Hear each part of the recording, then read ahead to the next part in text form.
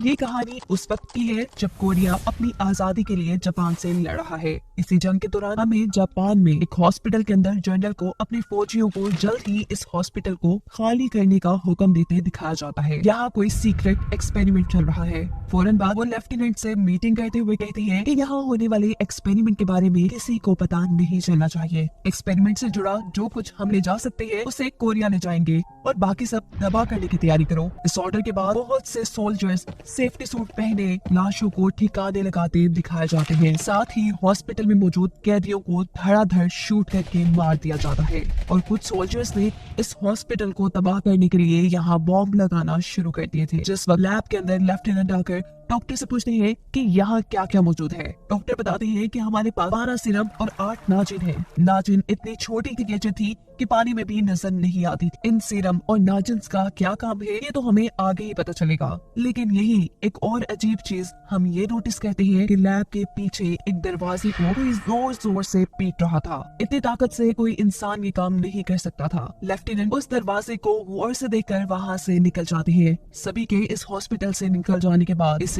तबाह कर दिया गया था। जिस तबाही में हमें जलता हुआ एक मॉन्स्टर भी दिखाया जाता है। सीन कट होकर हमें कुछ साल बाद कोरिया का सीन दिखाया जाता है जहाँ इस कहानी की मेन कैरेक्टर चियोक और उसके डैड शहर में आए हैं। सीन कट होता है यहाँ एक कमिश्नर किसी आदमी को टॉर्चर कर रहे हैं। ये टेसांग है इस शहर का अमीर तरीन आदमी। उसकी एक शॉप है जहाँ लोग अपना कीमती सामान बेचते हैं। इसी सामान में से टेसांग ने एक कीमती टी शर्ट कमिश्नर की वाइफ लेडी माइदा को गिफ्ट किया था, जिसकी वजह से कमिश्नर इन दोनों पर ही शक कर रहे थे कि कहीं ये दोनों दोस्त तो नहीं। कमिश्नर की वाइफ लेडी माइदा जापानी रॉयल फैमिली से ताल्लुक रखती थी। कमिश्नर उनसे तो कुछ पूछ नहीं सकते थे, इसीलिए टेसांग को टॉर्चर कर रहे थे। टेसांग कमिश्नर को कहता है कि आपको ऐसा क्यों लगता है कि लेडी माइदा मुझे पसंद करती है। जरा सोचे ना, अगर उनको पता चला कि आप उन पर शक कर रहे हैं तो उनको कितना बुरा लगेगा। और ये बात तो मैं भी जानता हूँ कि असल वजह ये नहीं है जिसके लिए आप मुझे टॉर्चर कर रहे हैं। बताएं मुझे आपको क्या चाहिए। तब कमिश्नर टेसांग को अपनी गर्लफ्रेंड की पिक्चर दिखाकर कहते हैं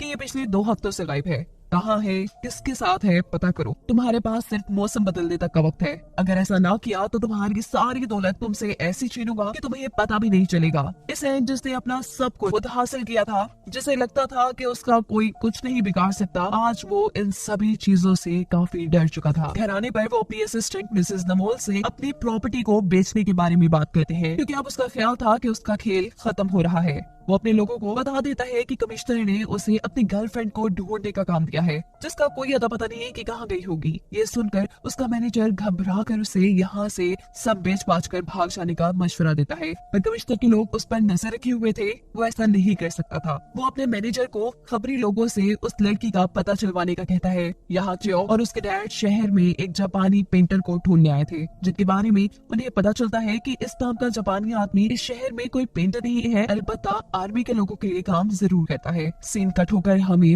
हॉस्पिटल का सीन दिखाया जाता है जहां ऑफिसर 2 औरतों को एक जेल से निकालकर अलग-अलग जेल में बंद कर देते हैं। उनके सामने खाना रखा था। शायद ये औरतें काफी वक्त से भूखी थी, जो बिना कुछ सोचे समझे इस खाने को खाने लगी थी। उनके सामने पानी भी था जिससे वो पी लेती हैं, ये जाने बगैर कि उस पानी में कुछ मिला हुआ है। वही छोटी क्रिएचर नाजिन और वो सीरम जिसे ये लोग जापान के हॉस्पिटल से लेकर आए थे। यहाँ टेसांग पर कमिश्नर का जो पुलिस ऑफिसर नजर रखे हुए था, टेसांग उसे ही अपना ड्राइवर बनाते हुए एक होटल के पास लेकर आता है और उसे कहता है कि तुम मेरे ड्राइवर ही बन जाओ, ऐसे तुम्हें मुझ पर जासूसी भी नहीं करनी पड़ेगी, तुम्हारा काम ही आसान होगा यार। होटल के पास उतरने पर वो उसे कुछ पैसे देता है खाना खाने के लिए और खुद होटल के दूसरे दरवाजे से पीछे की तरफ निकल आता है। वो जानता था कि कोई और इसका पीछा कर रहा है और ये चियोक थी जिसके ऊपर वो गन दान देता है। वो उससे पूछता है कि तुम किसके लिए काम कर रही हो, यहाँ क्या करने आई हो, क्या तुम मुझे मारना चाहती हो। इन दोनों के दरमियान में ही लड़ाई शुरू हो जाती है। टेसांग चियोक को जब धक्का देता है तो एक झटके से उसकी कैप उतरकर उसके बाल खुल जाते हैं। वो इतनी खूबसूरत थी कि टेसांग उसे देखता रह गया था। उसने जो चियोक के ऊपर गन तानी हुई थी वो उसे भी नीचे कर लेता है। चियोक उसे बताती है कि मैं यहाँ एक जापानी पेंटर को ढूंढने आई हूँ। टेसांग को क्योंकि चियोक पसंद आई थी, इसीलिए वो उसकी मॉम और पेंटर को भी ढूंढने में उसकी मदद करने का डिसाइड करता है। वो एक होटल के अंदर वापस चला गया था जहाँ उसे उसका दोस्त जून टेक मिलता है। टेसांग उससे कमिश्नर की गुमी हुई गर्लफ्रेंड के बारे में पूछता है तो जून टेक जवाब देता है कि तुम्हें ऐसा क्यों लग रहा है कि उस औरत का मेरे साथ कोई ताल्लुक होगा या उसके गायब होने में मेरा कोई हाथ है। हाँ, पर मैं ये बात बड़े अच्छे से जानता हूँ कि कमिश्नर अब हाथ धो के तुम्हारे पीछे पड़ चुका है। वो अपनी गर्लफ्रेंड को ढूंढने का काम खुद भी कर सकता था, लेकिन उसने तुम्हें अंदर इसलिए इन्वॉल्व किया क्योंकि वो तुम्हारी दौलत के पीछे है और अपना पैसा उसे देने से बेहतर है कि कोरिया की आजादी पर तुम इस पैसे को इन्वेस्ट कर दो। ये सुन इन दोनों के दरमियान में लड़ाई हो जाती है और टेसांग होटल से बाहर निकल आता है। दोबारा हॉस्पिटल के सीन में हम लेफ्टिनेंट को देखते हैं जिसे बताया जा रहा है कि सब्जेक्ट 1 पर असर दिखना शुरू हो गया है। ये वही औरत है जिसे पानी के अंदर नाजन मिलाकर दिया गया था और अब वो पागलों की तरह तड़प रही थी। घर पे असिस्टेंट नवोल ने 2 जासूस बुलाए हुए थे जिनके बारे में मशहूर था कि ये किसी मरे हुए का भी पता चला सकते हैं। टेसांग जब उनसे मिलता है तो ये चियोक और उसके डैडी थे। टेसांग इंटरव्यू के तौर पर इनसे काफी उटपटांग के सवाल पूछता है जिस पर चियोक कहती है कि अगर भरोसा नहीं है तो ये काम किसी और को दे दो। वो यहाँ से उठ के जाने लगी थी तब उसके डैड उसे रोक लेते हैं और टेसांग को बताते हैं कि हमने 10 साल में 200 केसेस सॉल्व किए हैं, तुम्हें हम पर भरोसा रखना चाहिए। लेकिन चियोक अब टेसांग के साथ काम नहीं करना चाहती थी, जिस पर टेसांग उसे कहता है कि तुम्हें जापानी पेंटर को ढूंढना है और जापानी लोगों को ढूंढने के लिए मेरे से बेहतर तुम्हें कोई इंसान नहीं मिलेगा। मेरी पहुंच काफी ऊपर तक है, तुम अभी मुझे सही तरह जानती नहीं हो। टेसांग कहती है अच्छा अगर ऐसी ही बात है तो तुमने अभी तक कमिश्नर की गर्लफ्रेंड को क्यों नहीं ढूंढा। इस सीन में हमें साचिमोटो नामी उसी पेंटर को दिखाया जा रहा है जिसे चियोक ढूंढना चाह रही है। उसे इस हॉस्पिटल में जेल के अंदर की चीजों को ड्राइंग करने का ऑर्डर मिला है। वो जैसे ही टॉर्च ऑन करके जेल के अंदर मारता है तो अचानक कोई अजीब सी क्रिएचर उसके ऊपर हमला कर देती है और सीन यही से कट होकर हमें उस वक्त का सीन दिखाया जाता है जब पहली मर्तबा साचिमोटो जॉब के सिलसिले में इस हॉस्पिटल में आया था। उसे यहाँ हॉस्पिटल का रिकॉर्ड रखने और ड्राइंग्स बनाने का काम मिला था, लेकिन जिन चीजों की ड्राइंग्स बनानी थी वो देखना उसके लिए बहुत ही ज्यादा मुश्किल होता जा रहा था। डॉक्टर्स बहुत ही दर्दी से अपने एक्सपेरिमेंट्स के लिए इंसानों को मारते थे। सीन्स दोबारा प्रेजेंट में शिफ्ट होते हैं जहाँ पर वो क्रिएचर अपने बड़े से हाथ से उसे मारना चाह रही थी, लेकिन वो यहाँ से दूर हो जाता है। यहाँ चियोक भी टेसांग का केस सॉल्व करने की कोशिश में लगी हुई थी। वो कमिश्नर की गर्लफ्रेंड का पता चलाने के लिए कमिश्नर की घर की जासूसी करती है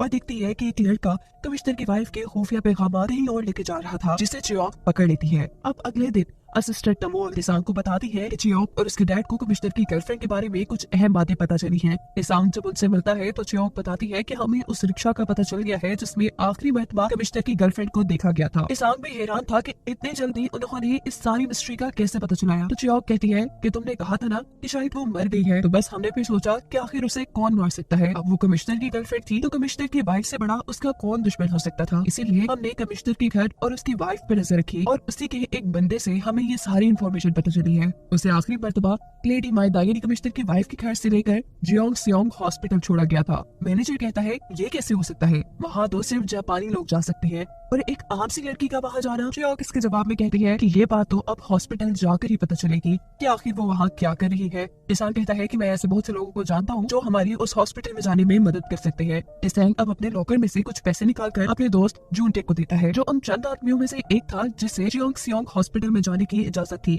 वो कहता है कि इन पैसों को तुम अपनी मर्जी से इस्तेमाल करना, बस इसके बदले मुझे तुम्हारा आईडी कार्ड चाहिए। आईडी कार्ड मिलने के बाद चियोक और उसके डैड अमीरों जैसे कपड़े पहनते हैं और एक लग्जरी गाड़ी में बैठकर जियोंगसियोंग हॉस्पिटल के लिए निकल जाते हैं। गार्ड्स को उन्होंने जूनटेक का आईडी कार्ड दिखाकर ये झूठ बोला था कि पीछे जो लड़की बैठी है वो जूनटेक की फियांसी है। ऐसे ही हॉस्पिटल में एंट्री मिल जाती है और इस चीज की खबर कमिश्नर को भी हो जाती है कि टेसांग 3 लोगों के साथ जियोंगसियोंग हॉस्पिटल के अंदर गया है। हॉस्पिटल के अंदर टेसांग एक डॉक्टर के बारे में जब रिसेप्शन से पूछता है तो पीछे प्लान के मुताबिक मैनेजर पेट में दर्द का ड्रामा करना शुरू कर देता है। यहाँ अफरा तफरी मच जाती है और सबकी नजरों से बचकर चियोक और उसके डैड अपने काम पे लग जाते हैं। वो यहाँ रिकॉर्ड रूम में जाकर यहाँ एडमिट लोगों का पता चलाना चाह रहे थे। इन बुरी बात ये थी कि चियोक को यहाँ काम करने वाला एक आदमी देख चुका था। बातों में यहाँ पता चलता है कि ये आदमी भी कोरिया की आजादी के लिए छुपके से लड़ रहा है। वो अब इनकी मदद करता है और ये लोग यहाँ से बाहर निकल जाते हैं। इनके रिकॉर्ड रूम से बाहर निकलने पर मैनेजर भी अपना दर्द का ड्रामा बंद कर देते हैं और जब ये हॉस्पिटल से निकल ही वाले थे तब अचानक हॉस्पिटल के अंदर इन्हें गोली चलने की आवाज आती है। कुछ लोग समझते हैं कि सामने आर्मी ट्रेनिंग हो रही है, ये गोलियां वहाँ चल रही है, पर टेसांग के मैनेजर को लग रहा था कि गोली हॉस्पिटल के अंदर चली है और सच में गोली हॉस्पिटल की लैब के अंदर सोल्जर्स ने उस अजीब सी क्रिएचर के ऊपर चलाई थी जिनको इन्होंने एक इंसान से मॉन्स्टर बनाया था। वही सिर्फ और छोटी क्रिएचर नाजिन देकर जिनके बारे में कहानी के शुरू में भी मैं बता चुकी हूँ। ये मॉन्स्टर ये क्रिएचर बहुत ज्यादा पागल हो चुकी थी। एक जख्मी सोल्जर को वो पकड़कर जान से मार देती है। यहाँ खड़े सभी सोल्जर अब लेफ्टिनेंट के हुक्म का इंतजार कर रहे हैं कि इस खतरनाक क्रिएचर के साथ क्या किया जाए, लेकिन लेफ्टिनेंट कहते हैं कि कोई उस क्रिएचर पर गोली नहीं चलाएगा क्योंकि ये एक्सपेरिमेंट उनके लिए बहुत ही ज्यादा जरूरी था। उनकी इन्हीं बातों के दौरान जब एक सोल्जर से गलती से गोली चल जाती है तो ये क्रिएचर उसे पकड़कर अपने टेंटिकल उसके जिस्म में घुसाकर उसे मार देती है। ये देख लेफ्टिनेंट तो काफी ज्यादा खुश हो चुके थे क्योंकि उनका एक्सपेरिमेंट जो कामयाब हो चुका था वो ऐसे ही एक खतरनाक क्रिएचर बनाना चाहते थे जिनसे उनकी आर्मी स्ट्रॉन्ग हो जाए। सीन कट होकर हमें हॉस्पिटल के अंदर ही चियोक और उसके डैड को दिखाया जाता है जो टिसैंग को कह रहे हैं कि उन्हें एक रात के लिए इस हॉस्पिटल में ही रुकना है। टिसैंग पूछता है कि तुम लोग करना क्या चाह रहे हो। चियोक बताती है कि इस हॉस्पिटल के बेसमेंट के अंदर मिलिट्री वार्ड है, वो एक तरह की लैब है जहाँ कुछ एक्सपेरिमेंट चल रहे हैं। कोरिया के मासूम लोगों के ऊपर ये एक्सपेरिमेंट किए जाते हैं और जो लोग यहाँ आ जाते हैं वो कभी वापस नहीं जाते। मुझे लगता है कि कमिश्नर की गर्लफ्रेंड भी वही होगी। अब यहाँ सफाई करने वाला वो आदमी जिससे पहले चियोक की मदद की थी वो भी इन्हें बताता है कि मेरा भाई भी काफी साल पहले इसी हॉस्पिटल के अंदर आया था और आज तक वो वापस देखा नहीं गया। मैं भी उसे ढूंढने के लिए यहाँ आया हूँ। जिसके बाद टिसैंग और उसका मैनेजर भी इस रूम से निकलते हैं पर अफसोस उसे यहाँ का एक डॉक्टर देख लेता है। इससे पहले कि ये दोनों पकड़े जाते एक नर्स आकर इस डॉक्टर से कहती है कि ये दोनों डॉक्टर टाकाहाशी के पेशेंट है इसीलिए यहाँ खड़े हैं। शुगर इस नर्स ने उन्हें बचा लिया था। वो उनसे कहती है जल्दी इस हॉस्पिटल से बाहर निकल जाए। आज जितने भी विजिटर आए थे उनको इमरजेंसी में हॉस्पिटल से निकाला जा रहा है। ये नर्स भी क्योंकि कोरियन थी इसीलिए उनकी मदद कर रही थी। नीचे लैब के अंदर वो क्रिएचर तो जैसे पागल ही हो गई थी और अब लेफ्टिनेंट सोल्जर से कहते हैं कि लेवल 4 की तैयारी करो और यहाँ नाइट्रोजन लेकर आओ। सोल्जर लैब के अंदर क्रिएचर के जेल में नाइट्रोजन गैस फैला देते हैं जिससे वो बेहोश हो जाती है और उसके बाद एक कंटेनर में कैद करके उसे यहाँ से बाहर निकाल लेते हैं। ऊपर चियोक देखती है कि हॉस्पिटल में जगह जगह नो एंट्री के साइन लग चुके हैं और हॉस्पिटल बंद हो चुका है। ये क्रिएचर जिसे अब नाइट्रोजन से बेहोश करके एक कंटेनर में रखा गया था उसकी बॉडी के अंदर से अजीब स्पोर्स निकल रहे थे जो जैसे ही किसी की बॉडी के ऊपर टच होते हैं तो उसकी बॉडी शदीद इन्फेक्टेड हो जाती है, जख्मी हो जाती है। इस जेल में मौजूद सभी कैदी चंद ही मिनट में इन्फेक्शन का शिकार होकर दर्द से चिल्लाती है। थोड़ी देर में ये सभी लोग मर भी जाते हैं। चियोक और उसके डैड हॉस्पिटल की छत से सभी चीजों के ऊपर नजर रखे हुए थे। वो देखते हैं कि मरे हुए इंसानों को जल्दी जल्दी वहाँ से बाहर लाया जा रहा है और सोल्जर्स भी ये बेस छोड़ने की तैयारी कर रहे हैं। सुबह होने पर ये खबर पूरे शहर में फैल जाती है कि जेओंगसेओंग हॉस्पिटल को बंद किया जा रहा है क्योंकि वहाँ पर कोई बीमारी फैल गई है जिसकी वजह से बहुत से इंसान मारे भी जा चुके हैं। ये खबर टिसैंग तक भी पहुँचती है जिससे चियोक की पहले से ही बहुत फिक्र हो रही थी। वो अब फौरन हॉस्पिटल जाकर उसे बचाना चाहता था लेकिन तभी यहाँ पर वो नर्स आती है जिसने पहले भी टिसैंग की हॉस्पिटल में मदद की थी। वो टिसैंग को चियोक का मैसेज देती है कि कमिश्नर की गर्लफ्रेंड मर चुकी है। इस नर्स की हालत बहुत खराब थी। हॉस्पिटल को खाली कर दिया गया है और जो लोग हॉस्पिटल के अंदर है कोई नहीं जानता कि उनका क्या हाल है। वो जिंदा है भी या मर गए कुछ पता नहीं। ये नर्स भी कोरिया की आजादी के लिए लड़ रही थी और इसके सीनियर भी जो इस हॉस्पिटल के अंदर होने वाले कामों का जब पता चलाने के लिए अंदर गए तो वो भी वापस नहीं आए। वो टिसैंग से कहती है कि हॉस्पिटल में कुछ तो ऐसा चल रहा है जिसके बारे में पता चलाना जरूरी है। सीन कट होकर अब हमें लेफ्टिनेंट को दिखाया जाता है जो एक जख्मी सोल्जर से पूछ रहे हैं कि वो मॉन्स्टर वो क्रिएचर कैसी दिखती है।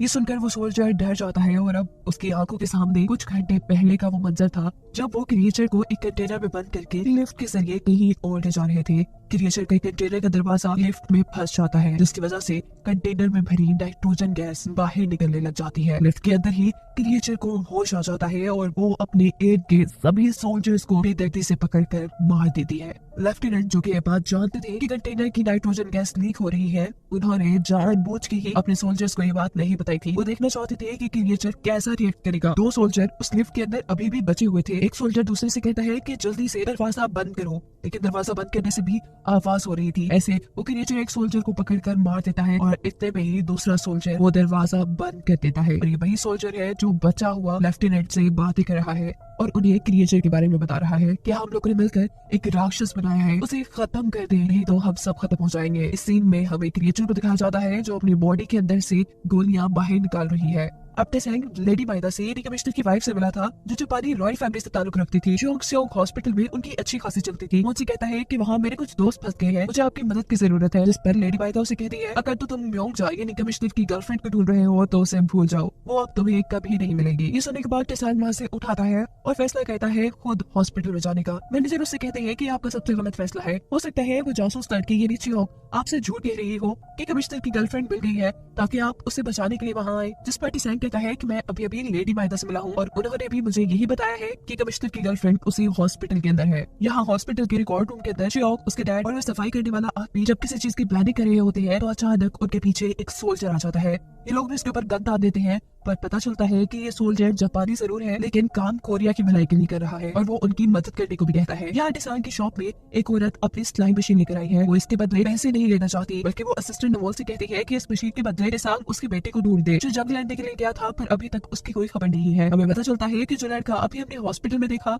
वो उसी औरत का बेटा था जो इन सबको बताता है कि जंग के दौरान जब मैं जापान गया तो वहाँ मैंने देखा कि इन लोगों ने एक पूरे हॉस्पिटल को तबाह कर दिया था और उस तबाही में एक मॉन्स्टर भी चल रहा था। यहाँ इस हॉस्पिटल के अंदर भी जापानी सोल्जर्स मासूम कोरियंस के ऊपर एक्सपेरिमेंट करते हैं और शायद जिन लोगों को आप ढूंढ रहे हैं वो भी आपको यही मिले। सीन कट होकर अब हमें हॉस्पिटल में यही लैब का सीन दिखाया जाता है जहाँ फाइनली एक छोटे से जेल में कमिश्नर की गर्लफ्रेंड को हम देख रहे थे। एक सोल्जर आकर उसे कहता है कि यहाँ किसी भी चीज को टच मत करना वरना तुम इन्फेक्टेड हो जाओगी। ये लड़की खुद भी चाह रही थी कि कमिश्नर उसे ढूंढे पर अभी तक उसकी खबर लेने कोई नहीं आया था। यहाँ दिखाया जाता है कि उस पेंटर साचुमोटो के कमरे में एक सीनियर डॉक्टर आई है जो वहाँ मॉन्स्टर की तस्वीरें देखकर पूछती है कि ये तुमने क्या बनाया है। वो कहता है कि जो मैंने जेल के अंदर देखा। अब डॉक्टर लेफ्टिनेंट से मिलते हैं और उसे कहते हैं कि आखिर इतने लोगों की कुर्बानी के बाद इतनी मेहनत के बाद हमें क्या मिलेगा। जापान में टोक्यो के अंदर हमला हुआ है, हम जंग हार रहे हैं, इस क्रिएचर के इस्तेमाल से हम जंग का रुख बदल सकते हैं लेकिन अभी तक हम ऐसा क्यों नहीं कर रहे। इस पर लेफ्टिनेंट जवाब देते हैं कि ये क्रिएचर ठीक मेरे पाँव के नीचे है जिसे अभी तक हम कंट्रोल नहीं कर पाए। यही दूसरी तरफ वो छोटा सोल्जर चियो को लैब का नक्शा बनाकर देता है और बताता है कि लैब के अंदर उसने कमिश्नर की गर्लफ्रेंड को कहाँ देखा। वो अब एक वेंट के रास्ते आखिर बेसमेंट में मौजूद लैब तक पहुंच जाती है जहां जाते ही उसे जोरदार झटका लगा था। वहां कंटेनर्स के अंदर इंसानों के चेहरे, छोटे छोटे बच्चे और पता नहीं क्या क्या बंद था। जेल के अंदर बहुत सी औरतों और बच्चों को भी कैद किया गया था। दूसरी तरफ दिखाया जाता है कि डिसान को उसके किसी दुश्मन ने मारा था। वो जख्मी था लेकिन अभी भी हॉस्पिटल जाने की जिद कर रहा था। यहीं पर एक औरत उसके घर साचीमोटो को लेकर आती है, उस पेंटर को जो जोंगसोंग हॉस्पिटल के अंदर काम करता था। ये दोनों आपस में मिलते हैं और इसके बाद अगले सीन में हमें दिखाया जाता है कि साचीमोटो एक रिक्शा लेकर हॉस्पिटल के गेट तक आया था। वो हॉस्पिटल के लोगों को कहता है कि मेरे पास जो सामान है वो डॉक्टर ने मंगवाया है। ऐसे उनके लिए हॉस्पिटल का दरवाजा खोल दिया जाता है। यहाँ लैब के अंदर कैद बच्चों की चियोक मदद करती है, उन्हें जेल से बाहर निकालती है और जिस वेंट से वो यहाँ आई थी उसी वेंट में बच्चों को चढ़ा देती है ताकि बच्चे यहाँ से भाग सके। इसी दौरान यहाँ पर एक डॉक्टर भी आ चुके थे जो यहाँ चियोक को तो नहीं देख पाते लेकिन वेंट खुली हुई देख लेते हैं। इससे पहले कि वो कंप्लेन कर देता चियोक उसे पकड़कर उसका गला काट देती है। दिखाया जाता है साचीमोटो जिस रिक्शे को यहाँ लेकर आया था उसमें सामान नहीं बल्कि डिसान और उसका दोस्त जूनटेक थे। हॉस्पिटल के अंदर के दोनों उस रिकॉर्ड रूम में आती है जहाँ पर चियोक उसे मिलने वाली थी लेकिन दूसरी तरफ चियोक तो बच्चों को हॉस्पिटल से निकालने में लगी हुई थी। बेड का रास्ता जिस छत पे खुलता था वहाँ पर चियोक के डैड उसका इंतजार कर रहे थे। चियोक बेड का दरवाजा खटखटाती है लेकिन यहाँ पर तो कुछ सोल्जर्स भी आ चुके थे। सोल्जर्स ये आवाज सुन लेते हैं। इससे पहले कि वो चियोक और बच्चों को पकड़ लेते उसके डैड उनके सामने आ जाते हैं। इसी दौरान आसमान में कुछ पटाखे भी फटते हैं जिसको देखने के बाद चियोक के डैड सभी सोल्जर्स को मारना शुरू कर देते हैं क्योंकि ये पटाखे एक तरह का सिग्नल था इस सैंग की तरफ से कि वो यहाँ इनकी मदद को पहुंच चुका है। इससे पहले कि एक सोल्जर चियोक के डैड को मार देता यहाँ डिसान आकर उसे अपनी गोली से मार देता है। डिसान उससे पूछता है कि कमिश्नर की गर्लफ्रेंड कहाँ है। चियोक उसे कहती है कि मैं उन्हें ढूंढ लूंगी, पहले तुम इन बच्चों को बाहर निकालो। ये सब लोग दोबारा रिकॉर्ड रूम के अंदर आते हैं जहाँ पर जूनटेक के साथ साथ साचीमोटो भी मौजूद था जिसे चियोक ढूंढ रही थी। चियोक जब इस आदमी के बारे में पूछती है तो डिसान उसे सच ही बताता और कहता है कि बस ये यहाँ इस हॉस्पिटल में काम करता है। इनमें से एक बड़ी बच्ची अपना हाथ सबको दिखाती है और बताती है कि रोज उन्हें कोई इंजेक्शन दिए जाते हैं और छोटे बच्चों को तो अजीब तरीकों से टॉर्चर भी किया जाता है। बहुत से बच्चे मर गए हैं। इनकी बातें सुनने के बाद डिसान को लगता है कि कमिश्नर की गर्लफ्रेंड के ऊपर भी ऐसे ही इलीगल एक्सपेरिमेंट हो रहे होंगे। वो उसे बचाने के लिए आगे बढ़ता है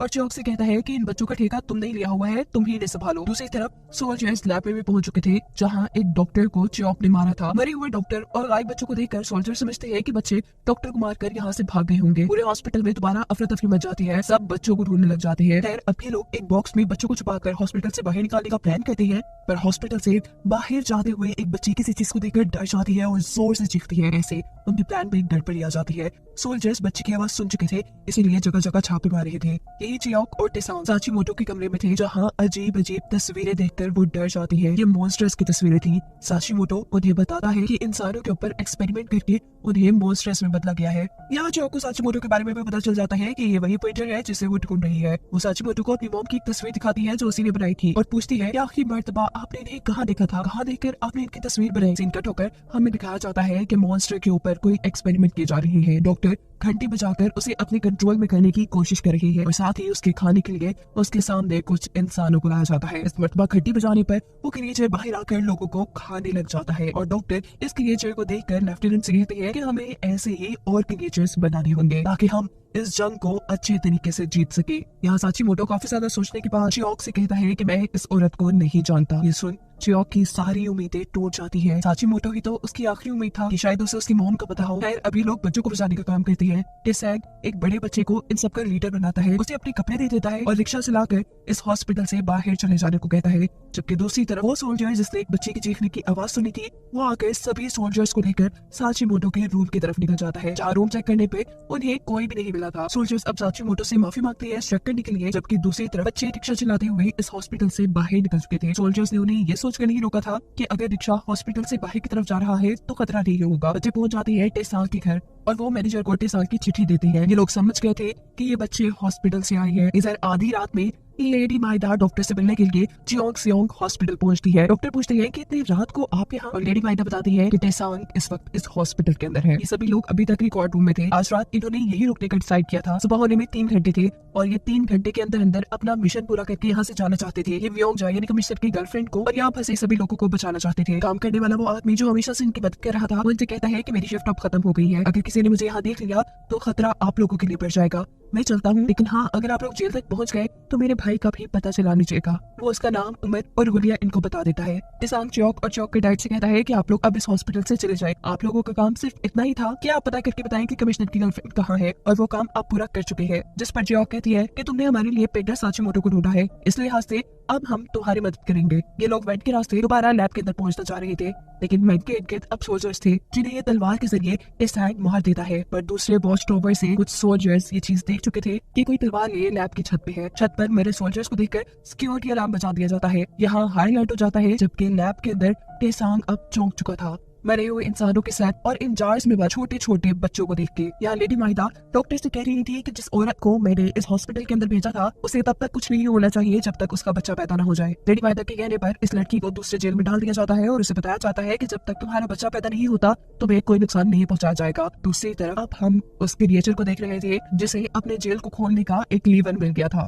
यानी क्रिएचर अब खुल चुका था और उसने एक सोल्जर को पकड़कर मार भी दिया था। ये आवाज सभी लोग सुन लेते हैं। ऐसे हालात देखकर डॉक्टर सबसे कहते हैं कि कोई तो ऐसा बंदा यहाँ पर है जो यहाँ की खबरें बाहर दे रहा है। लैब के अंदर कोई नहीं आना चाहिए, यहाँ की सिक्योरिटी टाइट कर दो। ये लोग अब साचीमोटो का बताया हुआ रास्ता अपनाते हुए लैब से आगे उन जेल्स की तरफ बढ़ते हैं जहाँ पर म्योंगजा यानी कमिश्नर की गर्लफ्रेंड को कैद किया गया था। लेकिन यही उन्हें एक सोल्जर देख लेता है। उसने टेसांग के ऊपर गन डाल ली थी और वो टेसांग से उसकी गन भी मांगता है। इससे पहले कि वो टेसांग को कोई नुकसान पहुंचाता, चियोक उसकी गन पकड़कर उसे मारना शुरू कर देती है। बाहर मॉन्स्टर अभी तक खुला हुआ था और सोल्जर्स को मार रहा था। ये तीनों अब डिसाइड करते हैं कि इन्हें कमिश्नर की गर्लफ्रेंड को ढूंढने के लिए अलग-अलग हो जाना चाहिए। अलग-अलग फ्लोर पे जाकर अलग-अलग जेल में उसे ढूंढना चाहिए। टेसांग इस वक्त दूसरे फ्लोर पे था और जब वो आगे की तरफ बढ़ता है तो उसके सामने एक अजीब टेंटिकल के साथ लटका हुआ सोल्जर आता है। देखकर वो घबरा चुका था। चंद ही सेकंड पे उसके सामने वो बड़ी सी क्रिएचर थी। वो मॉन्स्टर अब टेसांग पे हमला करती है, पर टेसांग जल्दी नीचे झुकते हुए उस हमले से अपने आप को बचाता है और इतने में ही यहाँ पर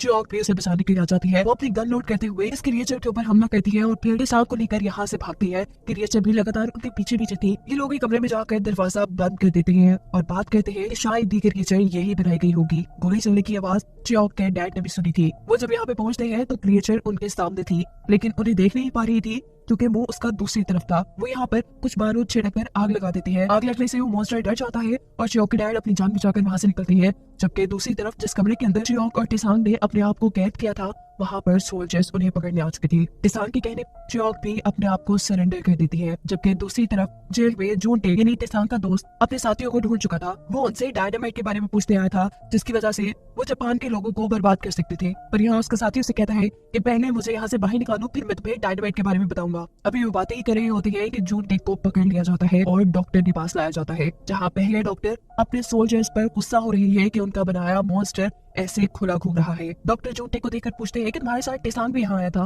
बताओ वो कहाँ है। जूनटे जब उसे कुछ नहीं बताता तो उसे भी जेल में कैद कर दिया जाता है। यहाँ टेसांग और चियोक को भी जेल में कैद कर दिया गया था, जबकि उसके डैड वेंट के अंदर छुपे हुए थे और उसे अभी भी मॉन्स्टर की आवाज सुनाई दे रही थी। लेफ्टिनेंट इस पूरे हॉस्पिटल में घूमते हैं और मॉन्स्टर के हाथों मरे हुए सोल्जर्स की हालत दिखते हैं और अपनी डायरी में लिखते हैं कि ये मॉन्स्टर उनकी सोच से ज्यादा तेज निकली। उसने खुद ही लिफ्ट को चलाना भी सीख लिया और अब वो पिछले 1 घंटे से कहीं छुपी बैठी थी। चियोक और टेसांग दोनों से ही अलग-अलग इन्वेस्टिगेशन की जा रही रही थी और यहाँ एक सोल्जर डिसाइन को कहता है कि अगर तुम्हें यहाँ से बच के जाना है तो तुम मुझे बहुत सारे पैसे, एक घर और एक दुकान खरीद के दो। मैं जानता हूँ कि तुम ये कर सकते हो और मैं तुम्हें एक बार नहीं बचा रहा, इससे पहले भी मैं तुम्हें बचा चुका हूँ। मैं तुम्हें साची मोटो के कमरे में देख चुका था, लेकिन मैंने सोल्जर्स को नहीं बताया क्योंकि मैं तुम्हें बचाना चाह रहा था। अब टेसांग उससे सवाल करता है कि पहले मुझे ये बताओ कि मेओंगजा कहाँ रखी गई है और यहाँ कैसे एक्सपेरिमेंट हो रही है और क्या यहाँ के लोगों ने उस मॉन्स्टर को बनाया है। अगर तुमने मुझे इन सारे सवालों को जवाब ना दिया तो मैं तुम्हारी बात नहीं मानूंगा। इसके बाद टेसांग को दोबारा जेल में बंद कर दिया जाता है। इस हॉस्पिटल से बाहर के सीन में हम देखते हैं कि मौसम तब्दील हो चुका है। टेसांग को जो टाइम कमिश्नर ने दिया था वो खत्म हो गया है। टेसांग के मैनेजर और असिस्टेंट बेसब्री से उसका इंतजार कर रही है, लेकिन उसका कोई अता पता नहीं। यहाँ हॉस्पिटल के अंदर डॉक्टर जूनटेक के फादर को बुलाकर उसे कहते हैं कि तुम्हारे बेटे ने हद ही कर दी। एक तो वो जापान के गद्दारों में मिला हुआ है और दूसरा वो गैर कानूनी तरीके से जोंगसेओंग हॉस्पिटल में घुस आया है। अगर कुछ भी गड़बड़ होती है तो तुम्हारे हाथ जितना भी कुछ है सब कुछ चला जाएगा। दूसरी तरफ जूनटेक को धमकाया जा रहा था, उससे तफ्तीश की जा रही थी। ये लोग उसे कहते हैं कि हम लोग बहुत जालिम हैं, किसी को मारते हुए नहीं सोचते। ये तुम्हारे सामने एक पेपर रखा है, जितनी जल्दी हो सके तुम इसके ऊपर उन लोगों के नाम लिख दो जो तुम्हारे साथ इस हॉस्पिटल में आए हैं, नहीं तो सामने टेबल पर तुम्हारा कटा हुआ जिस्म होगा। वो जब सामने मरे हुए लोगों को देखता है तो वहाँ उसे एक ऐसा चेहरा भी नजर आता है जिसके कान के नीचे काला निशान था, जिसके बारे में सफाई करने वाले आदमी ने उसे बताया था। यानी कि उस सफाई करने वाले आदमी के भाई के ऊपर एक्सपेरिमेंट हुआ और वो मर गया। वो खुद ऐसी मौत नहीं चाहता था, इसीलिए मजबूरन वो सबके नाम लिख देता है जो उसके साथ इस हॉस्पिटल में आए थे। यहाँ जेल में मौजूद पहले से कैदी टेसांग को इस जेल में देखकर हैरान थे कि इतना अमीर आदमी भी इस जेल में क्या कर रहा है, और टेसांग सबको बताता है कि वो एक औरत को यहाँ बचाने आया था और खुद फंस गया। फिर हमें पता चलता है कि टेसांग भी पहले एक सोल्जर से डील कर ली थी, जिसके मुताबिक वो टेसांग की खबर उसके असिस्टेंट को भी दे देता है और फिर आकर टेसांग को भी खोल देता है। दूसरी तरफ लेफ्टिनेंट अब चियोक को अपने ऑफिस में लेकर आई थी और उससे पूछती है कि तुम यहाँ क्या करने आई हो। चियोक बताती है कि मैं यहाँ अपनी मोम को ढूंढने आई हूँ जो 10 साल से गायब है। मैं जानती हूँ कि जापानी आर्मी इस हॉस्पिटल में बहुत ही ऊटपटांग के एक्सपेरिमेंट कर रही है और जो मॉन्स्टर मैंने देखा है वो भी आप लोगों ने बनाया है। उसे गौर से देखती है और उसे कहती है कि क्या मैं तुमसे पहले मिला हुआ हूँ, तुम्हारी आंखें काफी जानी पहचानी लग रही है। वो उससे उसकी मॉम का नाम जब पूछते हैं तो समझ जाती है कि जो औरत मॉन्स्टर में बदली है वो चियोक की मॉम ही है। ये सच्चाई बताए बगैर वो उससे पूछते हैं कि जब तुमने मॉन्स्टर को देखा तो तुम्हें क्या फील हुआ। चियोक कहती है मुझे तो बस डर ही लगा। यहाँ लेफ्टिनेंट उसे पीने के लिए पानी देते हैं जिसके अंदर कुछ मिलाया गया था और ये बात वो नहीं जानती थी। बाहर टेसांग भी ये सब कुछ देख रहा था जो जेल से छूट चुका था। लेफ्टिनेंट अब चियोक को उसी जेल में बंद करने को कहते हैं जहाँ पर उसकी मॉम कैद थी और सबको उसको हाथ लगाने से मना कर देते हैं। अब वो सोल्जर जो हमेशा से चियोक की मदद कर रहा था उसी ने चियोक को जेल में बंद किया था और बंद करने से पहले वो चियोक को एक ब्लेड दे गया था। चियोक यहाँ दीवार पे अपनी मॉम की राइटिंग में पढ़ती है आई मिस यू चियोक, जो देख वो जोर जोर से रोने लग गई थी। वो समझ चुकी थी कि उसकी मॉम यहीं पर थी और शायद अब मर चुकी है। पीछे से टेसांग सभी सोल्जर को मारते हुए चियोक के जेल में आकर उसे खोल देता है। वो टेसांग को बताती है कि मेरी मॉम यहीं इसी जेल में कैद थी, पता नहीं मर गई, ये भी हो सकता है कि वो यही हो। चियोक हर हाल में अपनी माँ को ढूंढना चाहती है। टेसांग उसे समझाता है कि हर जगह सोल्जर्स खड़े हैं और अगर वो मॉन्स्टर तुम्हारे सामने आ गया तो तुम क्या करोगी। यहाँ चियोक एक बंदूक लेके लेफ्टिनेंट के कमरे में पहुंच गई थी। वो बंदूक तान कर लेफ्टिनेंट से पूछती है कि बताओ मेरी मॉम कहाँ है। सीन कट होकर हमें दिखाया जा रहा था कि जेल में से बहुत से कैदी आजाद हो चुके थे जो यहाँ से भागने की कोशिश में थे, लेकिन सोल्जर उन्हें देख लेते हैं और उनमें से कुछ को तो गोली भी मार देते हैं। इससे पहले कि वो बाकी लोगों को भी नुकसान पहुंचाते यहाँ पर टेसांग बंदूक उठाया जाता है और सभी लोगों से एक रूम में छुपने को कहता है। सोल्जर जब उस पर हमला करने वाले थे तो वह यहाँ सभी सोल्जर को गोली मार देता है, पर एक सोल्जर अभी भी बचा हुआ था। इससे पहले कि वो टेसांग को मारता यहाँ पीछे मॉन्स्टर आकर उसे ही मार देता है। क्रीचर से पहले कि यहाँ के लोगों को मार देती वहाँ पर एक नाइट्रोजन गैस का सिलेंडर गिरता है आकर, जिसे टेसांग गोली मारकर फाड़ देता है। नाइट्रोजन गैस हर तरफ फैल जाती है और वो क्रिएचर बेहोश हो जाती है। दूसरी तरफ लेफ्टिनेंट के ऑफिस में लेफ्टिनेंट चियोक को एक कहानी सुना रहे थे। वो कहते हैं कि हर इंसान के अंदर एक मॉन्स्टर होता है और ये छोटी क्रिएचर नाजिल जो पानी के अंदर नजर भी नहीं आती, वो इंसान के अंदर जाकर बस इंसान के अंदर के मॉन्स्टर को जगा देती है, उसकी बॉडी को म्यूटेट कर देती है और ऐसे इंसान एक भयानक मॉन्स्टर में बदल जाता है। और जो मॉन्स्टर तुमने देखा जिसे तुम डर रही थी वो कोई और नहीं बल्कि तुम्हारी मॉम ही है। यहाँ जूनटेक के फादर कमिश्नर से मिलते हैं और उनसे हॉस्पिटल में होने वाली गलत एक्टिविटीज का पता चलाने को कहते हैं, पर कमिश्नर कहते हैं कि वो हॉस्पिटल मेरे इलाके के अंदर नहीं आता। जिस पर जूनटेक के फादर उससे कहते हैं कि टेसांग मेरे बेटे जूनटेक को लेकर उस हॉस्पिटल में गया है तुम्हारी गर्लफ्रेंड को ढूंढने के लिए। मैं बस इतना ही चाहता हूँ कि मेरे बेटे को कुछ ना हो। यहाँ जेल से निकले हुए लोगों पर अब टेसांग गुस्सा हो रहा था और उनसे कहता है कि जब मैं तुम्हें बोल के आया था कि मैं तुम लोग को बचाने जरूर आऊंगा तो तुम लोग बाहर क्यों निकले। ये आदमी कहता है कि तुम तो हमारे मुल्क के लिए कुछ काम भी नहीं करते, मैं तुम्हारी बात पर कैसे यकीन कर लेता। यहाँ टेसांग को उसकी बात पे गुस्सा आ जाता है और कहता है कि जितने भी लोग यहाँ पे मरे हैं ना सोल्जर्स के हाथों, उन सब की जिम्मेदारी तुम पर है। इसी दौरान उसे चियोक के डैड भी मिल जाते हैं जिन्हें देखकर वो बहुत खुश होता है और गले लगाता है। चियोक के डैड उसे कहते हैं कि मैं चियोक को ढूंढ रहा हूँ। टेसांग उन्हें कहता है आप फिक्र न करें, इन सब लोगों को लेकर दूसरे वार्ड में जाए, मैं उसे ढूंढ कर ले आऊंगा। जबकि चियोक तो यहाँ लेफ्टिनेंट से लड़ रही थी। वो उसे कहती है कि ऐसा कैसे हो सकता है। लेफ्टिनेंट गुस्से में उसे कहती है कि लो ये पानी पियो और जब तुम भी एक मॉन्स्टर बन जाओगी तब यकीन कर लेना। ये सुनते ही वो लेफ्टिनेंट को एक टांग मारती है, उसे नीचे गिराकर उसी की बंदूक निकालकर उसी के ऊपर तान के उसे कहती है कि बताओ अब उस मॉन्स्टर को ठीक कैसे किया जाए। लेकिन ये तो उसे भी मालूम नहीं था। चियोक अब एक सोल्जर का यूनिफॉर्म पहनकर लेफ्टिनेंट को बंदूक की नोक पर रखकर ये कहती है कि मुझे उस मॉन्स्टर के पास लेकर जाओ, मुझे किसी भी हाल में उसे रोकना है। जबकि दूसरी तरफ डॉक्टर को ये खबर मिलती है कि जनरल को ये मालूम हो गया है कि उनका बनाया क्रिएचर खुला घूम रहा है, इस वजह से उन सबकी नौकरियां खतरे में थी। यहाँ कुछ सोल्जर लेफ्टिनेंट के सामने आती है और उनसे कहते हैं कि हमें आपके ऑर्डर का इंतजार है कि अगर वो मॉन्स्टर नाइट्रोजन से बेहोश ना हुआ तो हमें उसे मारना है। लेफ्टिनेंट उन्हें कहते हैं कि उस क्रिएचर को मारने का बस एक तरीका है कि उसे जला दिया जाए। हॉस्पिटल के बाहर खुफिया खबर फैल चुकी थी कि कमिश्नर की गर्लफ्रेंड को ढूंढने का काम शुरू हो चुका है और ये खबर लेडी माइता तक भी पहुंच जाती है। दूसरी तरफ कमिश्नर खुद इस हॉस्पिटल तक पहुंचती है और यहाँ के इंचार्ज डॉक्टर से आकर कहते हैं कि हमें खबर मिली है कि यहाँ से बहुत सी औरतें गायब हो रही है और इसके पीछे हॉस्पिटल का हाथ है, हमें इस हॉस्पिटल की तलाशी लेनी होगी। डॉक्टर कहते हैं कि यहाँ कुछ बीमारी आई हुई है जिसकी वजह से ये हॉस्पिटल बंद है। कमिश्नर कहते हैं कोई बात नहीं, हम सेफ्टी सूट पहनकर अंदर चले जाएंगे और अगर आप इस हॉस्पिटल में रहते हुए अभी तक जिंदा है तो हमें भी कुछ नहीं होगा। कमिश्नर यहाँ पर एक सिक्योरिटी वैन लेकर आए थे जिसका ड्राइवर और कोई नहीं बल्कि डिसैंग का मैनेजर था। ये लोग एक प्लान के तहत यहाँ पर फंसे लोगों को बचाने के लिए आए थे। अब चियोक को संजीरों से बात कर मॉन्स्टर के सामने लाया जाता है और ऊपर लेफ्टिनेंट के साथ सभी सोल्जर्स इस इंतजार में थे कि वो देखें कि ये मॉन्स्टर अपनी बेटी के साथ क्या करेगी। इधर वो छोटा सा सोल्जर भी था जो हमेशा से चियोक की मदद कर रहा था। वो इसी रूम के करीब टिसांग को दिखता है और समझ जाता है कि वो चियोक को ढूंढने के लिए आया है। उसे सिग्नल देने के लिए वो लेफ्टिनेंट से पूछता है कि वो मॉन्स्टर इस लड़की के साथ क्या करेगी, जिस पर सभी सोल्जर उसे खामोश रहने को कहते हैं। ये मॉन्स्टर जो गुस्से में थी वो चियोक के ऊपर हमला करने वाली थी, लेकिन तभी चियोक उसे कहती है रुक जाए मॉम। उसकी आवाज सुनते ही उसे फ्लैशबैक में कुछ यादें आई थी अपनी और अपनी बेटी की। यानी मॉन्स्टर अपनी बेटी को पहचान चुकी थी, वो उसे कुछ नहीं कहती और मॉन्स्टर का ऐसा रिएक्शन देखकर लेफ्टिनेंट मॉन्स्टर को मारने का ऑर्डर दे देती है। चारों तरफ से गोलियां चल रही थी जो चियोक को भी लग सकती थी, लेकिन मॉन्स्टर ये सारी गोलियां अपने ऊपर खाते हुए अपनी बेटी को बचाती है। जिसके बाद इस एरिया के अंदर नाइट्रोजन गैस पिला दी जाती है। ये मॉन्स्टर चियोक की चैन तोड़कर उसे आजाद करके यहाँ से दूर फेंकती है, जबकि चियोक अब अपनी मॉम को यानी उस मॉन्स्टर को दर्द में देखकर बहुत ज्यादा दुखी हो रही थी। टिसांग जिसे चियोक के होने का पता चला था वो उसे यहाँ से लेकर चला जाता है। रोते हुए टिसांग को बता दी है कि वो मॉन्स्टर उसकी मॉम है, जो सुन टिसांग भी बहुत ज्यादा शॉक रह जाता है। ये सब जापानी एक्सपेरिमेंट्स की वजह से हुआ था। सीन कट होकर दोबारा हमें जुंटे को दिखाया जाता है जिसने एक पेपर में उन सभी लोगों के नाम लिख दिए हैं जो उसके साथ यहाँ आए थे। इन नामों वाले इंसानों को ढूंढने के लिए पूरे हॉस्पिटल में फौजी दौड़ने लग जाते हैं। इन लोगों को जब टिसांग और चियोक कहीं नहीं मिलती तो दो सोल्जर मिलते हैं जिनके कपड़े उतरे हुए थे।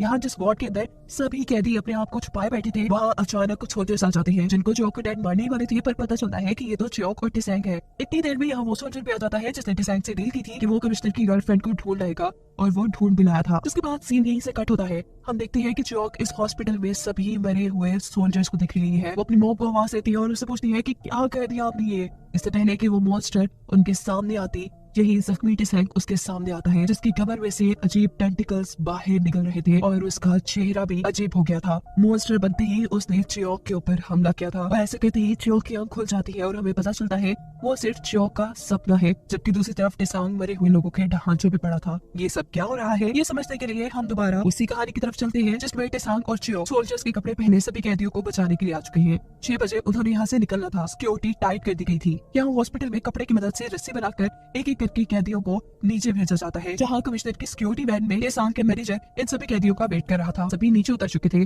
जब टिसांग चियोक से कहता है कि अब नीचे उतरने की बारी तुम्हारी है, चियोक कहती है नहीं तुम उतरो, मैं अपना ख्याल खुद रख सकती हूँ। इसी दौरान यहाँ पर सोल्जर पहुंच जाता है जो सबको यहाँ से भागते देख चुका था और सभी को एक गोली की आवाज सुनाई देती है, क्योंकि वो छोटा सोल्जर जो इन लोगों की मदद कर रहा था उसने दूसरे सोल्जर को गोली मार दी थी, जिसकी आवाज सुनकर सभी लोग इस फ्लोर पर आने लगे थे। ये लोग इस फ्लोर के अंदर कैदियों के पास जाने वाले कॉरिडोर में काफी चीजों से एक बाड़ बना देते हैं और खुद उन पर नजर रखना शुरू कर देते हैं। सोल्जर्स और इन लोगों के दरमियान में छोटी सी जंग शुरू हो जाती है। दोनों टीम्स एक दूसरे पर फायरिंग शुरू कर देती है, जबकि यहाँ पर कमिश्नर इस हॉस्पिटल के इंचार्ज डॉक्टर से पूछते हैं कि आखिर इस हॉस्पिटल में चल क्या रहा है। जिस बात पर डॉक्टर कहते हैं कि अगर आपको सच में जानना है कि यहाँ क्या चल रहा है तो आपको गवर्नर जनरल की परमिशन लेनी होगी या फिर आप ये सब बातें जाकर लेडी वाइदा से पूछे। हाँ बस वो ये एक बात बता देती है कि जिस बिकोरियन को यहाँ लाया जाता है वो ज्यादा यहाँ से बाहर नहीं जाता। ऊपर चियोक, टिसांग और छोटा सोल्जर जो जंग लड़ रहे थे, इस दौरान टिसांग को गोली लगने से वो जख्मी हो जाता है, जबकि वो छोटा सोल्जर गोली लगने से मर जाता है। मरने से पहले उसने चियोंग को अपना बेच दे दिया। चियोंग उससे कहती है नहीं मरना, तुम हिम्मत करा, तुम्हारी माँ तुम्हारे इंतजार कर रही है। पर अब बहुत देर हो चुकी थी। इन्हीं बातों के दौरान एक आदमी ने आकर बताता है कि सब लोग नीचे वैन में बैठ चुके हैं और आप दोनों रह गए हैं। ये सुनकर चियोंग नीचे चली जाती है और टेसांग सबसे कहता है कि किसी एक कुतुब पर रहकर सोल्जर्स का ध्यान भटकाना है। इससे पहले कि सोल्जर यहाँ टेसांग को पकड़कर मार देते, उन्हें यहाँ के इंचार्ज डॉक्टर का हुक्म मिलता है कि इन लोगों को मारना नहीं है। टेसांग का मैनेजर यहाँ उदास था क्योंकि उसने बहुत से लोगों को तो बचाया था, लेकिन उसके मालिक यहाँ पे नहीं आए थे। लेकिन असिस्टेंट नवोल ने उसे ये हुक्म देकर भेजा था कि तुमने वक्त पे वहाँ से निकलना है, चाहे मालिक वहीं रह जाए। वो तो बाहर निकला, जबकि दूसरी तरफ दिखाया जाता है कि टेसांग सभी सोल्जर से अकेला लड़ रहा है और अपने आप को बचाने के लिए अब वो वेंट पे चढ़ गया है। उसे पकड़ने के लिए सोल्जर्स चारों तरफ से वेंट के अंदर चढ़ जाते हैं और वो अपने आप को बचाने के लिए वेंट से एक कमरे में जंप करता है जहाँ नीचे मरे इंसानों के ढांचे पड़े थे। ट्रक जो अब शहर में आ चुका था, सबसे पहले उसके अंदर से जॉन टेक को बाहर निकालकर फेंका जाता है, जिसका उसके डैड इंतजार कर रहे थे। थोड़ी आगे जाने पर ट्रक में से म्योंग जा यानी कमिश्नर की गर्लफ्रेंड निकलती है। कमिश्नर उसे देखकर बहुत ज्यादा खुश हो जाते हैं और उसे गले लगाते हैं, जिसके बाद टेसांग का मैनेजर वो ट्रक लेकर आगे बढ़ जाता है और कमिश्नर उसके पीछे अपना एक ट्रक भेजते हैं, क्योंकि वो नहीं चाहते थे कि जून टेक और उसकी गर्लफ्रेंड के अलावा बाकी सभी भी जिंदा रहे। टेसांग का मैनेजर पहले ही इस बात को जानता था, इसीलिए वो ट्रक को तेजी से भगाता है शहर के दरमियान में। उस ट्रक को देखकर वो बाहर वाली लेडी वो एक आदमी को इशारा करती है। इशारा करते ही बहुत से रिक्शे कमिश्नर के ट्रक के आगे निकल जाते हैं। कमिश्नर का ट्रक फंस जाता है जबकि मैनेजर उस ट्रक को आगे लग गया था। कुछ देर बाद कमिश्नर के लोग जब मैनेजर के ट्रक को पकड़ते हैं तो उसमें से कोई नहीं मिलता और मैनेजर बताता है कि इस ट्रक में तो जून टेक और इस लड़की के अलावा कोई बैठा ही नहीं था। जबकि दिखाया जाता है कि ट्रक में जितने भी लोग थे वो उस लेडी के बारे में उतर चुके थे। यहाँ उनसे असिस्टेंट नवोल मिलती है और उन सबको कहती है कि जल्द से जल्द ये शहर छोड़कर चले जाओ। ये बार वाली औरत इन लोगों के जापानी कैद से छूटने की खुशी में जश्न मना रही थी। यहाँ लेडी माइदा को खबर मिलती है कि आज कमिश्नर देर से घर आएंगे। जबकि दूसरी तरफ हमें हॉस्पिटल का एक सीन दिखाया जाता है। वहाँ लेफ्टिनेंट काफी परेशान है क्योंकि उन्होंने एक गिलास पानी में सिरप और नाजिन मिलाकर रखा था जो यहाँ पे खाली था। सोल्जर उन्हें बताती है कि यहाँ सिर्फ 4 ही लोग आए हैं, चियोंग, टेसांग, कमिश्नर की गर्लफ्रेंड और एक सोल्जर। इसका मतलब था कि इन चारों में से किसी ने वो पानी पी लिया था और अब कौन मॉन्स्टर में बदलने वाला था कोई नहीं जानता था। यहाँ लेडी माइदा जोंगसोंग हॉस्पिटल के डॉक्टर इंचार्ज को अपने पास बुलाती है और उनके ऊपर गुस्सा होते हुए कहती है कि आपको जो चाहिए था मैंने दिया, इतना बड़ा हॉस्पिटल, एक्सपेरिमेंट करने के लिए पैसा, लेकिन आपसे एक काम नहीं हो सका। डॉक्टर उनसे माफी मांगते हैं लेकिन लेडी माइदा कहती है कि आपको अब रिजाइन देना चाहिए। डॉक्टर यहाँ जल्दी से उन्हें अपनी एक रिपोर्ट दिखाते हैं जिसमें मॉन्स्टर की तस्वीरें थी। ये देख लेडी माइदा फिलहाल के लिए खामोश हो जाती है, जबकि दूसरी तरफ हॉस्पिटल के अंदर नाइट्रोजन गैस के जरिए उस मॉन्स्टर को बेहोश करने की कोशिश की जा रही थी और लेफ्टिनेंट इस सोच में डूबे हुए थे कि आखिर कौन अब मॉन्स्टर में बदलेगा और क्या तबाही फैलाएगा और इसे कंट्रोल कैसे किया जाएगा। ये लोग हॉस्पिटल से भी भाग चुके हैं और सबको उनकी हकीकत का पता भी चल जाएगा। ये दिखाया जाता है कि टेसांग को भी होश आ गया है और वो यहाँ से जाने की कोशिश कर रहा है। वो पूरी तरह खून से लथपथ है और जहाँ जहाँ वो अपने खून से भरा हुआ हाथ लगा रहा है वो जगह काली होती जा रही है और ये बिल्कुल भी एक नॉर्मल बात नहीं है। वो औरत जो टेसांग की शॉप में सिलाई मशीन लेकर आई थी अपने बेटे का पता चलाने के लिए, उसे उसकी सिलाई मशीन के साथ एक बैच वापस कर दिया जाता है, जिसे देखकर वो समझ जाती है कि उसका बेटा मर चुका है। और यही सीन कट होकर हमें दिखाया जाता है कमिश्नर की गर्लफ्रेंड को, जिसके चेहरे में कुछ अजीब चीज चल रही है। ये नाजिन ही है। यदि लेफ्टिनेंट के ऑफिस से जिसने सिरम और नाजिन वाला पानी पिया था वो म्योंग जा ही थी। इसकी कुछ ही देर बाद हम देखते हैं कि खून में लथपथ म्योंग जा सड़क पे चलते हुए आदमी को बेदर्दी से मार चुकी है। उसे अपनी कुछ पुरानी यादें आ रही है जिसमें लेडी माइदा ने उससे कहा था कि वो कमिश्नर के बच्चे की मां बनने वाली है, इसीलिए उसे जोंगसोंग हॉस्पिटल में रखा जाएगा ताकि उसकी खूब देखभाल हो। लेकिन यहाँ पर तो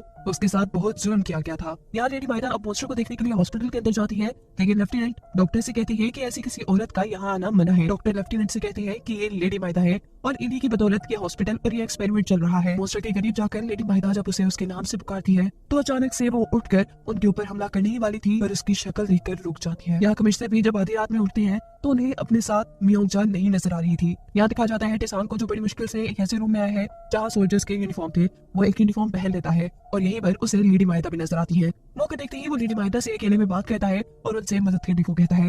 लेडी माइदा उसे लेकर यहाँ से बाहर आ जाती है। गाड़ी में बैठते ही टेसांग जख्मों की वजह से बेहोश हो चुका था। यहाँ जो टेसांग की दुकान के सामने बैठी उसका इंतजार कर रही थी, पर उसके डैड उसे समझाते हैं कि शायद वो अब कभी ना आए और यहाँ वो अपने डैड को बता देती है कि उसने हॉस्पिटल के अंदर अपनी मॉम को देखा और वो मॉन्स्टर में बदल चुकी है। यहाँ टेसांग को जब होश आता है तो उसके सामने लेडी माइदा थी जो उससे कह रही थी कि हॉस्पिटल में तुमने जो किया तुम्हें वो नहीं करना चाहिए था, तुम्हें दूसरों के लिए अपनी जान को खतरे में नहीं डालना चाहिए था। टेसांग के असिस्टेंट नवोल को बार बार फोन आ रहे थे और बताया जा रहा था कि पूरे शहर में टेसांग के बनने की झूठी खबर फैलाई गई है। वो बहुत ज्यादा रो रही थी कि तभी यहाँ पर टेसांग आ जाता है, जिसे देखकर वो बहुत खुश होती है। टेसांग का फौरन पुलिस स्टेशन जाता है। यहाँ उन सभी लोगों को रखा गया था जो कोरियंस के छुट्टे पर जश्न मनाते पाए गए थे। टेसांग कहता है कि मैं कमिश्नर से मिलना चाहता हूँ। जहाँ कमिश्नर उससे उन कोरियन लोगों के बारे में पूछ रहे थे जिसे उसने कैद से छुड़ाया था, वो उसे उनके बारे में कुछ नहीं बताता। कमिश्नर टेसांग को बताते हैं कि दिन ब दिन उसकी गर्लफ्रेंड की हालत खराब होती जा रही है, यहाँ तक कि उसने तो अपनी नौकरानी को भी मार दिया है इतने बुरे तरीके से कि उसकी आंख में एक सुराख है। इसका मतलब है कि उसने दिमाग निकाल कर खाया था। मुझे बताओ कि वहाँ क्या चल रहा है और ये म्योंगजा को हुआ क्या है। इतना बड़ा सीक्रेट इस आंख उसे मुफ्त में तो बताने वाला नहीं था।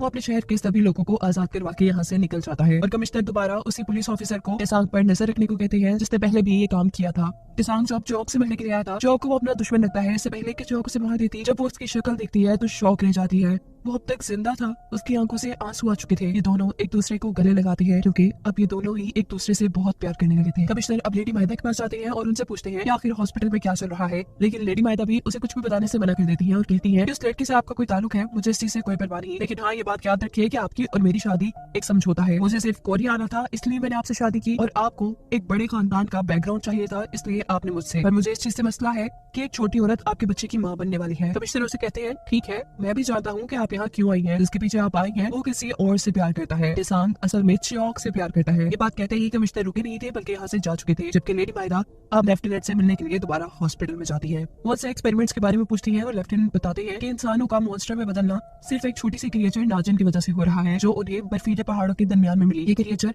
इंसान के दिमाग में जाकर उसे कंट्रोल कर लेती है और उसे मॉन्स्टर बना देती है, बिल्कुल च्योक की मॉम जैसा, जिसके बाद वो क्रिएचर इंसानों पर हमला करके उनका दिमाग खाती है। ऐसे ही तो अब म्योंगजा भी शहर के अंदर कर रही थी। उसने उस पुलिस वाले के ऊपर हमला कर दिया था जिसको कमिश्नर ने टिसांग पर नजर रखने को कहा था। अपने आप को बचाने के लिए वो पुलिस वाला जब इसके ऊपर गोली चलाता है तो ये गोली पास खड़े टिसांग और च्योक भी सुन लेती है और फौरन यहाँ पर आती है। यहाँ की सिचुएशन देखकर टिसांग हवा में एक बारूद का गोला चलाता है जिससे कमिश्नर और सारे पुलिस वाले अलर्ट हो जाते हैं। सभी को म्योंगजा के यहाँ होने के बारे में पता चल गया था। म्योंगजा को पकड़ने के लिए पुलिस अब उसके पीछे पीछे थी और वो आगे आगे भाग रही थी, ये बोलते हुए कि मुझे मत मारो, मैं जीना चाहती हूँ। वो जंगल में आ जाती है और तभी उसके सामने कमिश्नर की गाड़ी आकर रुकती है। कमिश्नर उससे पूछते हैं कि तुमने इतने सारे लोगों को क्यों मार दिया, क्या चल रहा है तुम्हारे अंदर, और अब तुम क्या समझती हो कि इतने लोगों को मारने के बाद मैं तुम्हारे इस बच्चे को कबूल करूंगा? बिल्कुल नहीं। म्योंगजा को गुस्सा आ जाता है और वो कमिश्नर के ऊपर हमला करके उन्हें मार देती है। कमिश्नर अभी तक पूरी तरह मरे नहीं थे, उन्हें हॉस्पिटल ले जाया गया था, जबकि दूसरी तरफ लेफ्टिनेंट लेडी माहिदा को बताते हैं ये मॉन्स्टर्स बहुत ज्यादा जहीन भी होते हैं और साथ ही ये भी देखा गया है कि उनके अंदर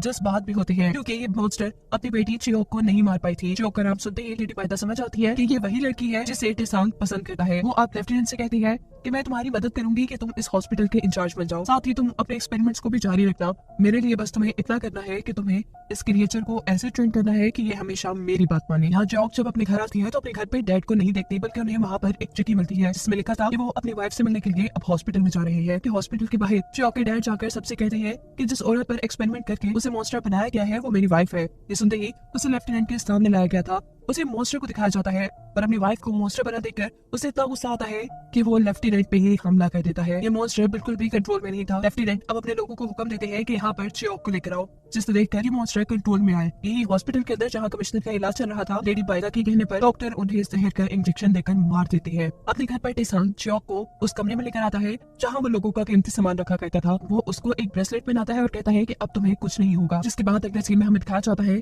कि कमिश्नर का फ्यूनरल हो रहा है, जिसमें जोंगसेओंग हॉस्पिटल के डॉक्टर इंचार्ज पे आए थे। जहाँ जाकर जॉक डॉक्टर को गोली मारकर अपनी माँ को मॉन्स्टर बनाने का बदला उससे ले लेती है, जबकि जेल के अंदर वो मॉन्स्टर इतना कंट्रोल से बाहर निकल चुका था कि उसने सभी जेल भी तोड़ दिए थे। यहाँ टिसांग अपने दोस्त जून टेक से मिल रहा था जो कोरिया की आजादी के लिए काम करता था।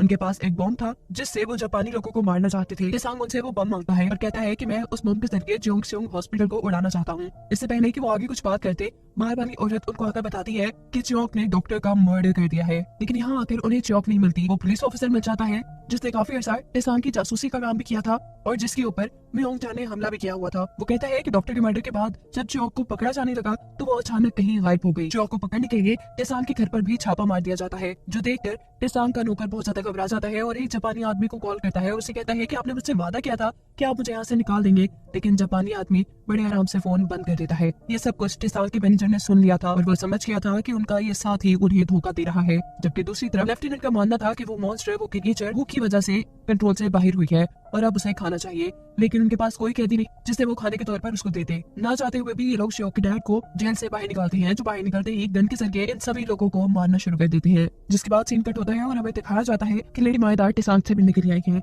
यहाँ पर उसके असिस्टेंट नोन भी थी। वो टिसांग से पूछती है कि क्या इसके ऊपर एतबार करना ठीक होगा। टिसांग कहता है हाँ, ये मेरी फैमिली है। वो टिसांग से कहती है कि तुम जिससे ढूंढ रहे हो वो तुम्हें अब नहीं मिलेगी, वो मर चुकी है। टिसांग उससे पूछता है कि आप च्योक की बात कर रही है, उसे क्या हुआ है। लेडी माहिदा दोबारा उसे कहती है कि तुम उसे ना ही ढूंढो तो बेहतर है, वो मर चुकी है। टेसांग गुस्से में उसे कहता है, आप जो भी कह लें मेरा दिल नहीं मानता और मैं उसे ढूंढ के ही रहूंगा। ये सारी बातें सुनकर लेडी माइदा काफी दुखी हुई थी। वो वहाँ से उठकर चली जाती है और टेसांग से कहती है कि एक मैं ही हूँ जो तुम्हारी भलाई चाहती है, जिनको तुम अपनी फैमिली मानते हो उनमें से एक भी तुम्हारे साथ नहीं। थोड़ा सा टॉर्चर करने पर तुम्हारा मैनेजर तुम्हारी सच्चाई बताने को तैयार हो गया था। तुम्हारी असिस्टेंट नमोल, इन्होंने ही जापानियों को तुम्हारी माँ के बारे में बताया था और वो तुम्हारा नौकर, वो तो जापान जाना चाहता है। इन सभी की सच्चाई खुल जाने के बाद ये तीनों ही टेसांग से शर्मिंदा थे। पर टेसांग कहता है कि ये बातें मुझे पहले से ही पता है और इन्होंने ये इसलिए किया क्योंकि ये तीनों ही जिंदा रहना चाहते थे, जैसे मैं भी जिंदा रहना चाहता हूँ अपनी माँ के कहने पे। असिस्टेंट नमोल ये सुन रोने लगती है और पूछती है कि आपको कब से मेरे बारे में पता चला। टेसांग कहता है उसी दिन से जब मेरे सामने आपको जेल से बाहर निकाला गया था और जब मैंने आपसे मेरी मॉम के बारे में पूछा था। असल में नमोल को भी जापानियों ने बहुत टॉर्चर किया था और ना चाहते हुए भी उसे अपने जैसे सब लोगों के बारे में उन्हें बताना पड़ा था। सीन कट होकर हमें दिखाया जाता है कि लेडी माइदा चियोंग को गिरफ्तार करवाकर चियोंग हॉस्पिटल पहुंच जा चुकी थी ताकि उसे मॉन्स्टर का खाना बना दिया जाए और वो टेसांग और उसकी लाइफ से निकल जाए। यहाँ घर पर सभी लोग टेसांग से माफी मांग रहे थे और टेसांग का मन होकर टेसांग से कहता है, आप चाहे मेरा भरोसा न करें लेकिन मैं अभी भी आपके साथ हूँ और मैं जानता हूँ कि चियोंग कहाँ है। अब टेसांग अपने दोस्त जूनडेक से मिलता है और काफी सारे बम देकर हॉस्पिटल की तरफ निकल जाता है। हॉस्पिटल के बाहर कोई एक रिक्शा छोड़कर चला जाता है जिसके ध्यान में सभी सोल्जर लग जाते हैं और टेसांग मौका पाते ही हॉस्पिटल के अंदर चला जाता है। कुछ ही देर में ये रिक्शा ब्लास्ट हो चुका था, जबकि अंदर की तरफ वो मॉन्स्टर पागल हुआ सब लोगों को धड़ाधड़ मार रहा था। उसे कंट्रोल करने के लिए लेफ्टिनेंट ने गन पॉइंट पर उसकी बेटी चियोंग को रखा हुआ था। चियोंग के डैड के अभी तक वेट में छुपे थे। वेट में ही टेसांग भी आता है। दोनों ही एक दूसरे पे गन तानते हैं लेकिन एक दूसरे की शक्ल देखकर अपनी अपनी गन्स पीछे कर लेते हैं। टेसांग यहाँ पर चियोंग के डैड को 2 टिकट्स देता है और कहता है कि अपनी बेटी को बचाकर यहाँ से निकल जाए, लेकिन चियोंग के डैड कहते हैं कि नहीं, मेरी लाइफ तो बर्बाद हो गई, मेरा तो पार्टनर भी खत्म हो गया, तुम दोनों की लाइफ अभी शुरू हुई है, तुम लोग अभी जवान हो, बस मेरी बेटी का ख्याल रखना। ये लोग फाइनली अपनी मिशन के लिए निकलते हैं। लेफ्टिनेंट जो चियोंग को छोड़कर अपनी लैब में से कुछ लेने के लिए आए थे, उनके पीछे यहाँ तक वो मॉन्स्टर पहुंच जाती है, जबकि दूसरी तरफ टेसांग ने चियोंग को बचा लिया था। वो धड़ाधड़ सोल्जर्स पर गोलियां चलाते चियोंग को यहाँ से बचाकर निकालने की कोशिश में था और तभी यहाँ चियोंग की मॉम को यानी उस मॉन्स्टर को उसके डैड देख लेते हैं। वो उस मॉन्स्टर के सामने पहले अपना लॉकेट लटकाती है, जिसे देखकर मॉन्स्टर को सब याद आ गया था। वो मॉन्स्टर जो पहले कंट्रोल में नहीं थी वो कंट्रोल में आती है और अब चियोंग के डैड उसके सामने आती है और उसे कहती है कि अब हमें यहाँ से चलना चाहिए। उसके ऐसा कहते ही चारों तरफ बम फटने लगे थे। ये बम उसने और टेसांग ने ही यहाँ पर लगाए हुए थे। बम फटने की वजह से यहाँ पर भगदड़ मच चुकी थी, जिसका फायदा उठाते हुए टेसांग चियोंग को लेकर यहाँ से भाग जाता है। खैर इस पूरी तबाही के अंदर हमें तो मॉन्स्टर कहीं जलता नहीं दिखाई दिया। हॉस्पिटल से बाहर आने पर चियोंग टेसांग से कहती है कि मैं अब तुम्हारे साथ नहीं रहना चाहती क्योंकि मैंने डॉक्टर का कत्ल किया है और पुलिस मेरे पीछे पड़ी है, वो कभी भी मुझे पकड़ लेगी और ऐसे तुम भी खतरे में रहोगे। जिस पर टेसांग कहता है कि तुम मुझ पे भरोसा रखो, मैं तुम्हें बचा लूंगा। इस सीन में हम हॉस्पिटल की एक टूटी हुई दीवार देखते हैं, जिसका मतलब है ये मॉन्स्टर यहाँ से निकल के भाग चुका है और शहर में खुला घूम रहा है। चियोंग और टेसांग जहाँ पे थे वहाँ पर उसका नौकर एक पैसों और जेवर से भरा हुआ बैग लेकर आता है, जिसे लेकर ये लोग इस शहर से दूर जाने का प्लान कर रहे थे। लेकिन तभी यहाँ पर मुंह पे नकाब बांधे काफी सारे लोग उन्हें घेर लेते हैं। ये लेडी माइदा के लोग थे। अब लेडी माइदा गाड़ी से निकलती है और टेसांग से कहती है कि तुम्हें चियोंग को बचाना था तो तुम बचा लेते, लेकिन पूरा हॉस्पिटल बर्बाद करने की क्या जरूरत थी। जिस पर टेसांग कहता है जो आप वहाँ एक्सपेरिमेंट कर रही थी क्या वो ठीक थी। लेडी माइदा इस बात का जवाब नहीं देती और उससे कहती है कि मैं तुम्हें पसंद करने लगी थी लेकिन तुम्हें चियोंग ले गई, और इससे पहले भी मेरा एक दोस्त था जिसे मैं पसंद करती थी और उसे सेशन चियोंग की मॉम ने ले लिया। ये कहते ही वो वहाँ से चली जाती है और उसके गुंडे उनके ऊपर हमला करने लगते हैं। इससे पहले कि ये गुंडे इन सबको मार देते, यहाँ पर एंट्री करती है वो क्रिएचर अपनी बेटी को बचाने के लिए और एक ही मिनट में सभी गुंडों को मार मार कर साइड पे कर देती है। इस लड़ाई में उसका एक हाथ भी कट चुका था। उसे टेसांग में बुरा आदमी लग रहा था। इससे पहले कि वो टेसांग को भी हमला करके मारती थी, उसको बचाने के लिए चियोंग उसके सामने आ जाती है और अपनी मॉम को कहती है कि मैं इस इंसान से प्यार करती हूँ। इस हमले की वजह से चियोंग बहुत ज्यादा जख्मी हो गई थी और कुछ ही देर में वो मर जाती है। और सुबह में दिखाया जाता है कि लेडी माइदा बहुत से लोगों के साथ एक चर्च में थी जब उसे किसी का लेटर मिलता है और उस पे लिखा था आखिरी मुलाकात। वो पीछे मुड़ के देखती है तो वहाँ टेसांग का मैनेजर था, जिसके वहाँ से निकलते ही ये सारी जगह धमाके में उड़ चुकी थी। यहाँ तबाह हुए हॉस्पिटल का एक सीन दिखाया जा रहा था, जिसके एक रूम के अंदर कमिश्नर की गर्लफ्रेंड और लेफ्टिनेंट थे। अगले दिन बार के अंदर सभी लोग टेसांग की तारीफ कर रहे थे क्योंकि उसने जापान के बड़े बड़े लोगों को एक ही धमाके में छोड़वा दिया था। लेकिन अब तो टेसांग समझो जैसे अपनी पुरानी जुर्म में वापस आ चुका था। वो कहता है कि मैं कोई पेट्रियोट नहीं और ना ही मैंने मुल्क के लिए कोई काम किया है। वो ये कहते ही अपनी दुकान के सामने चला जाता है। वो वहाँ उदास बैठा जैसे किसी की राह देख रहा था। सीन कट होकर हमें पानी के अंदर चियोंग और उस मॉन्स्टर को दिखाया जा रहा था। चियोंग मरी हुई थी। वो मॉन्स्टर अपने अंदर से नाजिन को निकालकर चियोंग के अंदर डाल देती है, जिससे मरी हुई चियोंग जिंदा हो जाती है और वो मॉन्स्टर